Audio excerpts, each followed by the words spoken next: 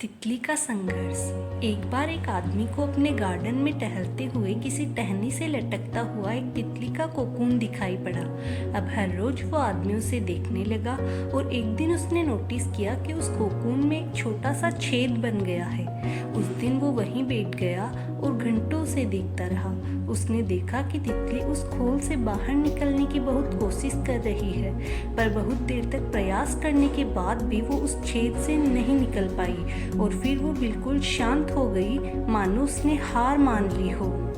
इसलिए उस आदमी ने निश्चय किया कि वो उस तितली की मदद करेगा। उसने एक कैंची उठाई और कोकून की ओपनिंग को इतना बड़ा कर दिया कि वो आसानी से बाहर निकल सके, और यही हुआ।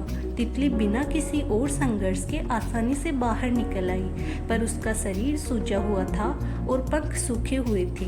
वो आदमी तितली को ये सोचकर देखता रहा कि वो किसी भी वक्त अपने पंख फैलाकर उड़ने लगेगी, पर ऐसा कुछ भी नहीं हुआ।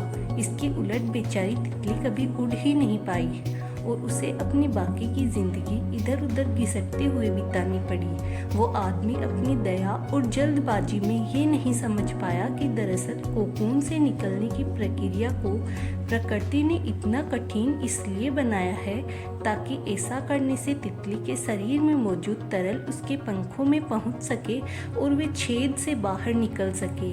वास्तव में कभी कभी हमारे जीवन में संघर्ष ही वो चीज होती है जिसकी हमें सचमुच आवश्यकता होती है। यदि हम बिना किसी स्ट्रगल के सब कुछ पाने लगे तो हम भी एक अपंग के समान हो जाएंगे। बिना परिश्रम और संघर्ष के हम कभी उतने मजबूत नहीं बन सकते जितनी हमारी क्षमता है।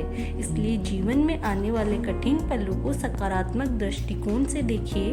वो आपको कुछ ऐसा सिखा जाएंगे जो आपकी जिंदगी में उड़ान को पॉसिबल बना पाएंगे। कहानी में हमें संघर्ष करने के लिए मोटिवेट करती है।